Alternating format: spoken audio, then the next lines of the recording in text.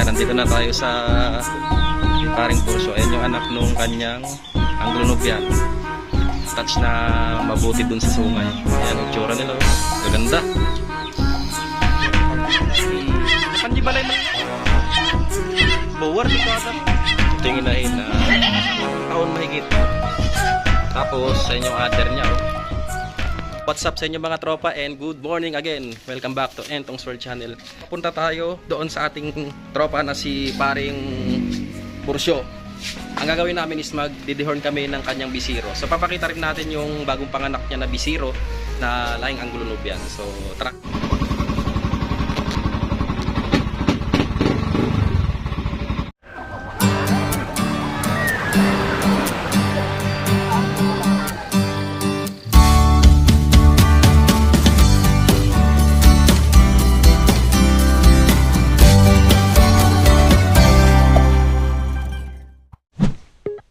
Yan, nandito na tayo sa paring Purso. Ayan yung anak nung kanyang Anglo-Nubian.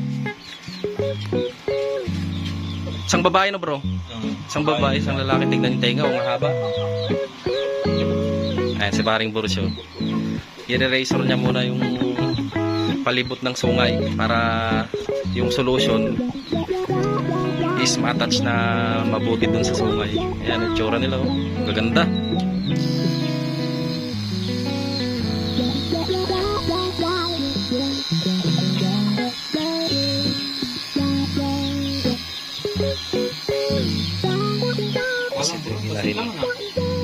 Yan ang inahin, oh.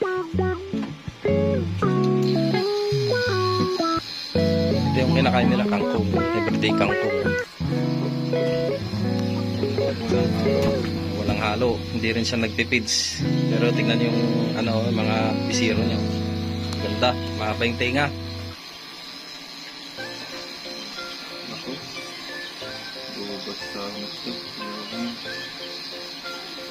Anong bulog yung nag-stud dyan, bro? Anglo-Nubian na 3 colors. 3 colors. Red din, parang ito. Parang ganito yung style. Pero ito kasi halong one na eh. Halong silver. Yung nanay silver. Ito na lang yung natira. Dito tayo nag-vlog dati. Yan, wala pang pader nung time na yun. Pero ngayon may pader na. Kaya nakati. Nakuha na yung nauna nun na produce nito. Ito anak nung bulog na i-vlog natin before. Ito yung maliit pa to dati. Ngayon pangalawang beses niya ng anak. Nakarating pa rin na Isabela yung anak. Laki ng ng dede. Dobulo eh. Napansin nito. Mamabi. Mabi. Yan, pag i-dehorn kailangan malinis. Ito yung pang-dehorn natin. Yan. Sa Shopee meron to. Mahal lang. Medyo pricey lang, 1,000 plus. Wala pa. Ganyan yung take by square.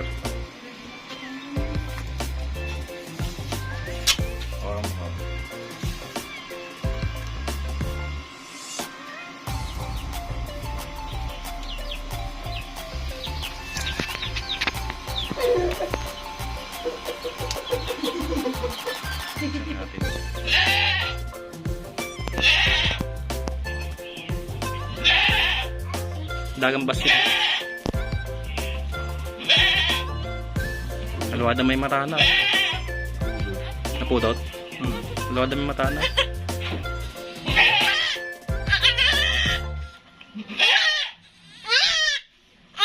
Magtanggal. Pagtanggal na rin.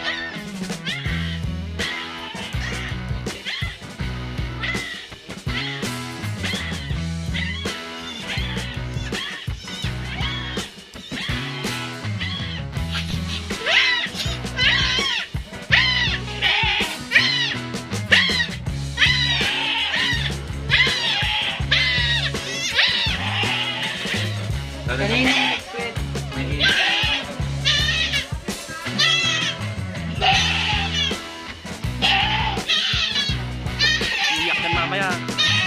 Iyak yan. tata. Agrugin, nagrong hapon.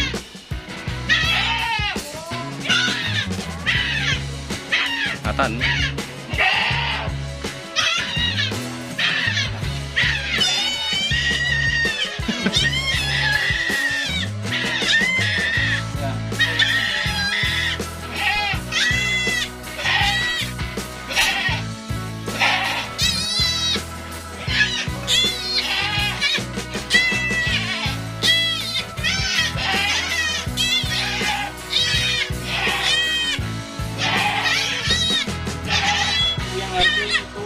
Hindi ko sarsarakan na ka.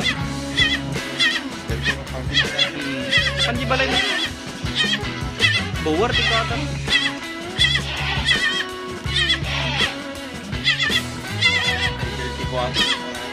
Tingin na hila. Taon mahigit. Tapos sa inyong other niya oh. Ito nang galing sa ano sa F4 yung mga berries sa F4 at pure. So consider that as pure na rin ito. Tapos mga anak niya pure na rin. Yung other niya. Pero kaiba ng Anglo-Nubian sa mga native, malalaki yung daddy nila na magagatas. So ayan, after 30 minutes, tatanggalin mo yung tape. Tapos pupunasan ng bulak or dish na may suka para neutralize yung solution. Sunog talaga. Ganda, gwapo. Tingnan yung itsura niya.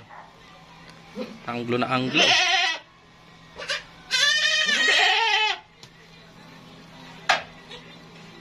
Sunog na sunog. Sunog.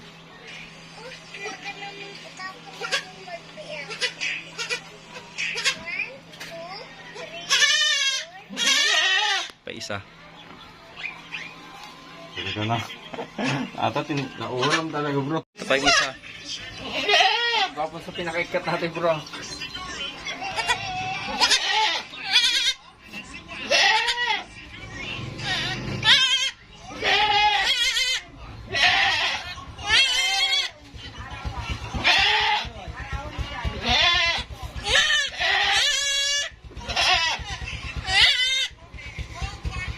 Ate talaga na solid.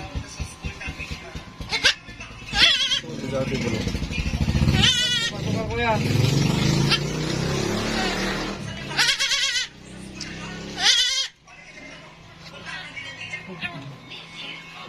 Solid yung pagkatanggal nitong ito. Ito silver, ito tricolor. Color.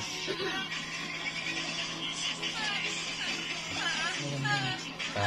Napansin nyo, namuti yung sungay. Patuloy mo ano. So yun, tapos na tayong pumunta doon kala Paring Bursyo. Ngayon, papakita natin yung mga sample ng nadihorn natin before and kung anong itsura nila ngayon. So, dinidihorn nga natin para mas safe sa mga nag-aalaga kasi minsan ang mga kambing is nanunuwag. So, delikado rin para sa mga taga-alaga and para na rin maiwasan yung pag-aaway pag nag-aaway yung mga kambing, nagsusuwagan sila, minsan nagiging cause din yun na nakukunan yung mga inahin. Yung mga nadihorn, sample lang nadihorn, ayan, isa, ito, nadihorn itong mga to. Ito yung dinihorn natin before, ayan, pakita natin yung itsura nya, ayan, kung mapapansin ninyo, tuyo na yung sa may bandang sungay nya. Tapos after ilang buwan pa magtutuklap na yan. Ayun pa, mga nadihorn yung mga yun. Ito, hornless talaga. Kumbaga inborn na walang sungay. Parehas sila nung puti. Ayun, mga nadihorn lang dito is 1, 2, 3, 4, 5, 6. So 6.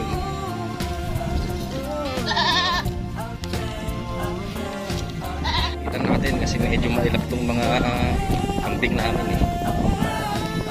Tsaka pag nagtitihon kayo, mas maganda yung itsura nila. Kasi yung sungay, parang hindi ganun maganda pag yung mga lahi ng Anglo. So yung mga may sungay lang is yung mga bower line. Sila, zero natin. Ito puntis. Tapos dito naman taniman natin ng napier. Tingnan nyo, pag kahit summer, tutubo talaga itong mga napier grass. Ganun sa katibay. Please, may ibang napier natin. Sa tag-ulan magtatanim pa tayo ng marami kasi maganda itong pakchong.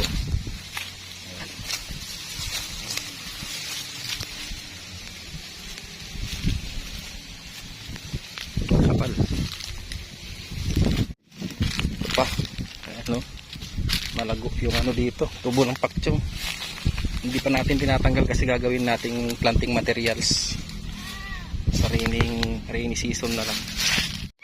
At dito sa kulungan naman natin ng mga bower, kinukulong na lang muna natin sila. Pinaghiwalay natin kasi masyadong agresibo tong bulog. Ayan, pansinin niyo yung bandang uso niya, puro ihi. So pag hinihiwalay natin sa mga inahin, naggaganyan ng bulugan natin. Masyado siyang aggressive. Tapos yun yung anak niya, puro ihi din yung katawan. Sa mga magkakakursunada pala rito, no, pwede ito for sale. Ayan, laki yan. Ayan, oh. 4 months old. Hindi nga lang kasi natanggal yung sungay niya dahil yung unang ginamit nating dehorning is hindi original. So mas maganda talaga pag gagamit kayo ng mga original na dehorning paste. Mas gaganda kasi itsura ng mga bulugan natin. Although pwede nyo naman siyang gamitin sa ano, sa mga local breeds kasi ang purpose lang naman yan is pang upgrade. Ayan, yung nanay niya, tapos kapatid niya si Mikmik, buntis na rin. Ayan, ganda ng tsura. So hindi tayo bumibili ng pure na ano, na mga inahin kasi ang gusto lang naman natin mag-upgrade ng mga native. Bali ang target natin is yung mga meat, pang meat na mga kambing. Update sa ating mga Japanese bantam. Ito malapit nang mabreed to. Ayan, meron tayong puti, meron tayong talisayin, tapos dito sa kabila is yung Colombian na kulay, and dito pula tsaka itim. Hinihingal sila kasi tanghali mainit. Ito pa yung iba. Ayan. So yung itlog nila, ini-incubate na lang natin tulad nito. Pag may itlog ng isang ganyan, kukunin natin, tapos lagyan natin sa incubator. Ayan, kukunin natin yan. Ito. Tapos, ipapakita natin yung mga napisa sa incubator. So ito na sila. Ayan. Mga Japanese bantam yung mga yan. Tapos merong nakahalo lang na Rhode Island Reds, tapos yung mga cross. Diyan na muna natin tatapusin ang ating video for today. So thank you very much for watching our vlog. And sa mga hindi pa subscribers, please do subscribe to our channel and hit that notification bell para updated kayo sa ating mga next YouTube vlogs. So mag-comment lang kayo kung mayroon kayong mga suggestions dito sa ating ginagawa, and kung may improve pa tayo dito sa ating area, kasi nga itong ating ginagawa ay libangan, and then at the same time nakatanggal na rin ng stress natin. Kung sa mga may planong magumpisa ng farming, mas maganda rin na nagtutulungan tayo.